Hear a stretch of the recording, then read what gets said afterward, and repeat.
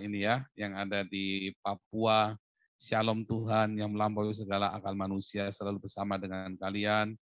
Dan doa kami, juga donasi kami selalu ada bersama dengan kalian. Untuk membantu pendidikan anak-anak Papua, selalu saya tampilkan tiap doa fajar. Anda bisa transferkan ke Yayasan Pesat Nabire ya. Luar biasa di sana akan semua dana yang Anda kirimkan akan digunakan untuk mendirikan sekolah dan memberikan sekolah gratis bagi anak-anak di Papua. Ya, kalau Papua pandai, dia tidak akan minta merdeka dan tidak mungkin akan diislamkan. Makanya harus dibuat pandai. Karena orang pandai tidak akan mau jadi Islam. Haleluya. Hari ini tema kita luar biasa ya, masih lanjut gubrak-gubrak Bima Arya. Ya, konstitusi hanya milik Islam. Ya, pesan Bima Arya kepada dunia ya, bahwa konstitusi hanya milik Islam. Ya, dengan segala macam retorikanya. Luar biasa sekali, mengerikan ya. Hari ini saya mau tampilkan kepada Anda. Ada kiriman dari seorang teman, saya upload di Facebook saya. Sebentar, saya belum tahu.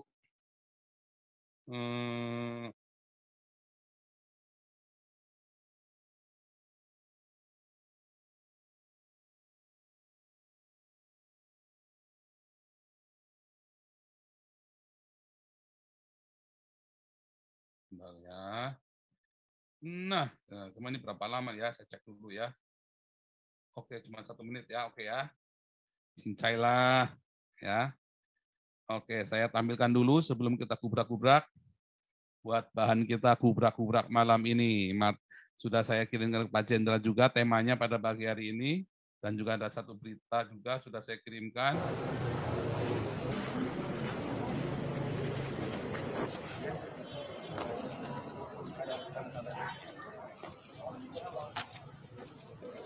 Saya sangat bersyukur karena aslinya Bogor itu adalah kota spiritual, kota ruhani, kota yang didirikan oleh para kekasih Allah, para kekasih Tuhan.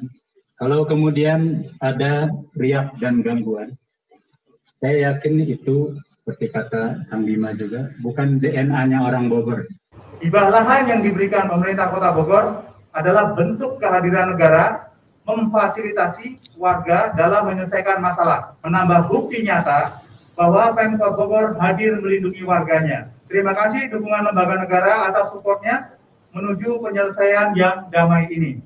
Kami telah menyampaikan rekomendasi kepada Wali Kota Bogor bahwa solusi terhadap pembangunan DKI di Jalan Abdullah bin Nuh sampai Taman Yasmin, yaitu di Kelurahan Cilendek, itu mendapatkan rekomendasi dari FKUB Kota Bogor. This is the message from the Bogor to the world, that peace never be attained by judging each other. Peace can only be attained by understanding each other. Peace cannot be attained by the exercise of force, but peace must be built on the basis of mutual understanding. Bismillahirrahmanirrahim. Semoga berkah, semoga bermanfaat. Tuhan berkati. Amin.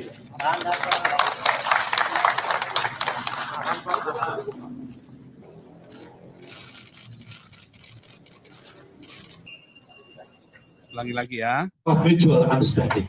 Exercise of force, but peace by understanding each other. Is the message bahwa solusi terhadap pembangunan DKI itu mendapat by judging each other. Peace can only be attained by understanding each other. Peace cannot be attained by the exercise of force, but peace must be built on the basis of mutual understanding. Bismillahirrahmanirrahim. Mutual understanding. Iya, ini bukan mutual understanding. Kita disuruh understanding terus. Mereka mah selalu forces terus. Ya, luar biasa Bima Arya retorikanya ini ya. Ini akan diviralkan. Mudah-mudahan yang Jerman, nanti saya akan kirim ke Jerman juga video ini ya. Nah, dengan satu catatan bahwa dismisses from Mayor Bima Arya from Bogor to the world. The law in Indonesia belongs to Islam. Haleluya.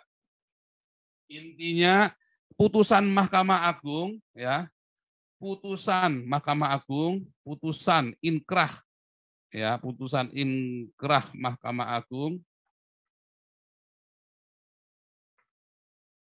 sama dengan tai doang, ya, nah, karena hukumnya itu punya orang Islam, ya, moga-moga nih ditonton sama Bima Arya. Artinya yang penting dihibahin aja, suruh pindah. Saya ada kontak dengan beberapa jemaat ya. Kita nggak pernah mau pindah loh Pak.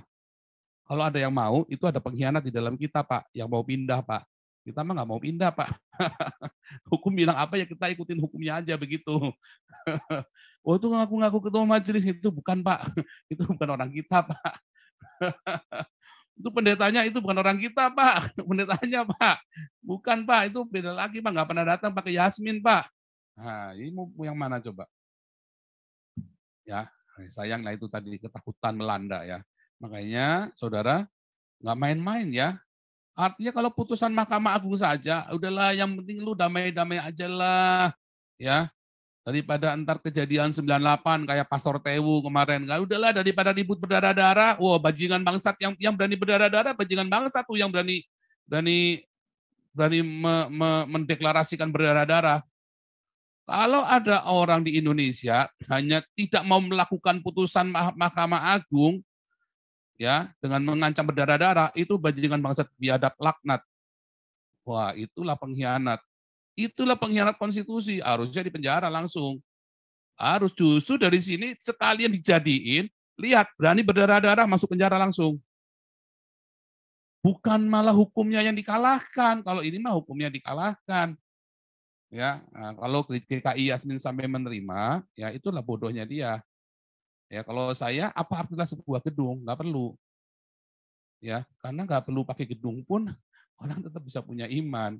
Cuman ini hanya kita mau tes ke pemerintah. Apakah pemerintah konsekuen dengan putusan Mahkamah Agung? Itulah sebabnya yang namanya Joseph Paulus Zhang ini bisa melecehkan hukum, dianggap leceh. Kenapa? Ya karena hukumnya sendiri nggak bisa ditegakkan kok. Bagaimana mau menegakkan hukum konstitusi? Pancasilanya aja cuma dikentutin doang sama si Habib Rizik. Dan nggak dihukum. Nggak dihukum. Tidak ada hukuman sama sekali buat Habib Rizik karena dia melawan Pancasila. Nggak ada.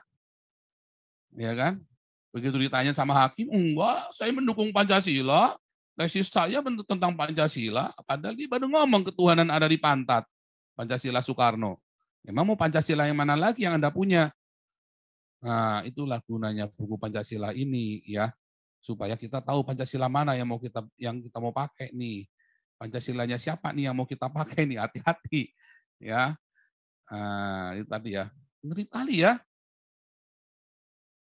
Ngeri kali dia mengatasnamakan damai. Yang penting damai dah, lu ngalah aja deh. Nggak bisa dengan paksaan. Siapa yang maksa? Lawang kamu yang maksa kok. Ya, lawang kamu yang maksa kok. Siapa yang maksa? Lawang kamu yang maksa. Jadi putusan Mahkamah Agung itu bagi Bima Arya itu cuma tai doang. Ya. Hanya tai. Nah, itulah sebabnya banyak orang melecehkan hukum Indonesia. Nggak bisa dipakai deh pokoknya. Termasuk si yang namanya Habib Rizik, termasuk para koruptor, ya Setia Novanto dan segala macam itu, hukum Indonesia itu bisa dilecehkan begitu gampang.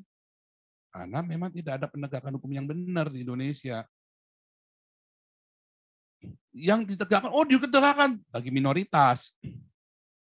Hukumnya ditegakkan, dihukum. Ya kan? Bagi mayoritas yang punya hukum mereka. Bisa diputerbalikan, bisa dibelok-belok. Ya yang penting kan sama-sama. Nggak bisa lah Mahkamah Agung, kalau belum sampai ke Mahkamah Agung, musyawarah itu itu terjadinya kalau belum ada putusan Mahkamah Agung. Kalau sudah ada putusan Mahkamah Agung inkrah yang dijalanin hukumnya. Itulah yang namanya sila keempat.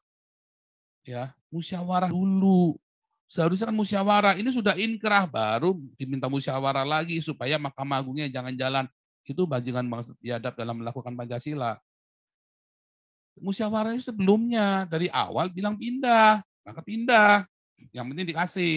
Tapi begitu sudah inkrah, tapi kemudian tetap disuruh pindah, berarti Kurang ajar si Bima Arya ini, bangsat biadab, lonte. Ya, wali kota lonte lah. Lonte aja nggak begitu. Artinya lonte, kenapa? Mana yang bayar? Nah, itulah. Itu nanti saya kirim ke Jerman ya, saya kirim ke pers Jerman ya, saya kirim ke pers Jerman itu. Yang kita sedang bikin garap ini ya. Nanti yang GKI Yasmin ini benar-benar kita ini dan sudah mulai digarap dan mudah-mudahan disetujui ya. Kemarin sudah diliput di pers Prancis ya, masalah GKI Yasmin sudah disebutkan ya sama pers Prancis. Dan itulah. Nah, Pak Paul kok ngomong keras gitu. Iyalah, saya nabi kok bebas. Nabi mau ngomong apa aja bebas. Makanya saya bilang saya nabi ke-26. Kalau saya bukan nabi nggak boleh ngomongnya, harus hati-hati ya. Oke, kita biarkan rakyat jelata untuk menggelinjang, mendesah, mendesis, mendecit dengan sejuta toanya. Ini Dragon mau duluan apa mau nanti nih, Dragon? Oke, Roy Mikael dulu. Roy Mikael, silakan Roy Mikael. Puas deh pokoknya nih punya bahan buat hari ini ya. Ini yang nonton baru 1.400 nih, payah nih. Ayo, tambahin lagi, viral kan, biar jadi 8.000 lagi. Wali Kota Bima Arya ini mau tak tulisin, saya ganti aja kali ya, wanita Bima Arya lonte konstitusi ya. Bagus juga nih. Bagus juga nih ide, bagus ini. Saya tulis ini. Oke nih Pak Mikael, Roy Mikael dulu silakan. Halo ya, Pak Paul. Saya kasihin dulu. Shalom. Halo Opung JJ. Wah, ini berduka ini nampaknya nih, sendu nih layarnya nih. Kameranya agak ada gangguan, Bro. Oke, lanjut. Ya, Diganggu sama Jibril seadanya aja lah. Yang penting semangatnya, Bro. Iya, oke. Jadi sebenarnya ada dua yang mau saya sampaikan ya, tapi yang pertama mungkin mengenai tema kita malam ini lah. Jadi selamat malam juga teman-teman yang ada di Zoom ya. Terima kasih nih. Kesempatan ini saya mau menyampaikan pertama mengenai respon saya terhadap bahasa Inggrisnya Kang Bima Arya gitu ya. Jadi saya melihat penyelesaian sengketa GKI Yasmin ini terdengar merdu, terasa geli-geli gitu ya. Dan terlihat mesra gitu dalam bingkaian penegakan keadilan sebagai panglima hukum. Ya, kita tetap memberikan apresiasi atas upaya pemerintah daerah menyelesaikan pertikaian. Namun, mari kita jujur gitu ya, melihat seperti komentarnya politikus PAN yang berasumsi bahwa seolah-olah kesepakatan ini terjadi tanpa ada paksaan gitu ya. Tadi Pak Paul bilang, siapa bilang tidak ada paksaan, cuma disuruh mengalah kan gitu ya. Kemudian yang saya lihat, Bima Arya coba berpesan kepada dunia, seolah-olah dalam era pemerintahannya telah terjadi reputasi penyelesaian konflik toleransi beragama di Bogor gitu ya. Atau mudah-mudahan bukan framing lah ya, bahwa kesepakatan ini seolah-olah dianggap sebagai satu hadiah bagi mereka yang menuntut keadilan atau kesetaraan hak gitu ya. Namun Bima Arya itu lupa bahwa dunia terlanjur menyaksikan ketidakadilan dan adanya diskriminasi HAM di Indonesia secara total. Bukan parsial di Bogor, itu dia lupa gitu ya. Makanya dia seolah-olah berdiri seperti seorang pahlawan gitu ya. Bima Arya harusnya bernyali bahwa Bogor cuma bagian kecil dari Indonesia untuk menyelesaikan persoalan HAM. Jadi kalau dia berbahasa Inggris itu seolah-olah jangan dia menyelesaikannya karena ada tekanan internasional gitu ya. Atau karena ada alasan kerukunan antar umat beragama yang semu. Itu yang pertama. Yang kedua, boleh saya lanjut Pak Paul? Boleh dong. Ya, ini terkait dengan kebebasan melaksanakan ibadah menurut keyakinan masing-masing. Bukan soal mendirikan rumah ibadah ini ya. Nah ini sudah diatur jelas lah di dalam pasal 28E tentang Undang-Undang Dasar 45. Ini konstitusi dan peraturan Republik Indonesia. Sesungguhnya pasal ini memberikan makna bahwa tidak seorang pun WNI atau kelompok masyarakat, apalagi pemerintah keamanan, aparat keamanan gitu ya, boleh atau berhak menghentikan kegiatan peribadatan dari suatu keyakinan resmi dengan alasan yang tidak berkekuatan hukum. Akan tetapi fakta di beberapa wilayah di Indonesia banyak praktek-praktek kejutan-kejutan dilakukan dengan sengaja, bahkan sistematis untuk menghalangi pemeluk agama tertentu melanjutkan kegiatan ibadah mereka, bahkan ada tindakan agitasi dan provokasi dilakukan secara masif dalam dalam tekanan emosi tingkat tinggi dan disertai dengan penutupan paksa, pembakaran rumah ibadah atau rumah pribadi, intimidasi dan kekerasan fisik, penangkapan sewenang-wenang, terutama kepada penganut keyakinan minoritas dengan tuntutan penodaan agama dan dakwaan lain. Kita udah tahu lah itu, ya, yang Ahmadiyah itu. Nah, misalnya ada kejadian ibadah tahun 2020 bulan April di Desa Jayamukti, Kecamatan Cikarang. Dilakukan kelompok masyarakat dan diketahui oleh pemerintah setempat. Aksi warga bernyanyi dan menyetel lagu lewat sound system saat kegiatan ibadah di Cibarusa, Bekasi. Ratusan orang di kompleks Gria Mertubung Medan, Labuan tahun 2019 menyerang dan memaksa mengacaukan ibadah yang berjalan agar dihentikan. Dan masih banyak lagi fakta-fakta peristiwa yang didokumentasikan atau fakta-fakta peristiwa yang tidak sempat didokumentasikan. Nah, kalau alasan dikutip dari sumber lain atau fakta di lapangan, ini alasannya karena belum memiliki izin membangun rumah ibadah, tidak sesuai dengan akidah agama yang mereka anut di sekitar itu, gitu ya. Tidak boleh ada agama lain di sekitar lokasi itu. Alasan klasik seputar administrasi dan ketertiban aturan perundang-undangan. Ini sesungguhnya tugas siapa untuk melakukan penindakan dan penertiban? Apakah boleh kelompok-kelompok masyarakat itu? Ya, bukankah itu tugasnya Polri, Satpol PP, dan seterusnya gitu ya? Mari kita memberikan nalar sehat. Apa yang membuat ini seperti ini? Gitu ya? Latar belakangnya sehingga marak tindakan masyarakat kerap kali memaksakan larangan terhadap mereka yang sedang melakukan kegiatan beribadah. Saya pikir sejak studi terbitkannya SKB 3 Menteri tahun 2008, semangat ini muncul akibat peringatan dan perintah kepada penganut, pengurus JAI, dan warga masyarakat terhadap pencegahan penodaan agama. Dan dianggap ini tidak diselesaikan menurut selera masyarakat. Ya, menurut selera masyarakat. Pemerintah melakukan upaya tapi tidak sesuai dengan menurut selera masyarakat. Sayangnya menjadi latah dan bablas keterusan karena pemerintah daerah takut dan tidak bertindak tegas dalam hal penertiban dan penindakan terhadap pelanggaran hukum yang dilakukan oleh masyarakat seperti ini. Nah, pertanyaan sekarang gini, gimana peran negara dalam memberikan jaminan kebebasan? Artinya di mana tanggung jawab pemerintah melakukan perlindungan terutama terhadap keselamatan jiwa? Di mana TNI? Di mana Polri hadir dengan gagah dan tegas melakukannya? Jika kenyataannya aparat keamanan cenderung menghentikan peribadatan dengan pertimbangan katanya alasan keamanan dan ketertiban yang lebih kondusif. Artinya apa? Negara ini gagal melakukan tanggung jawabnya. Takut kepada amukan massa, takut kepada hukuman jalanan. Bukankah wibawa pemerintah sekarang sedang dipecundangi oleh kelompok radikal seperti polisi dan tentara gabungan? Akhirnya penegakan hukum menjadi tisu basah untuk mencebok, bukan lagi sebagai panglima.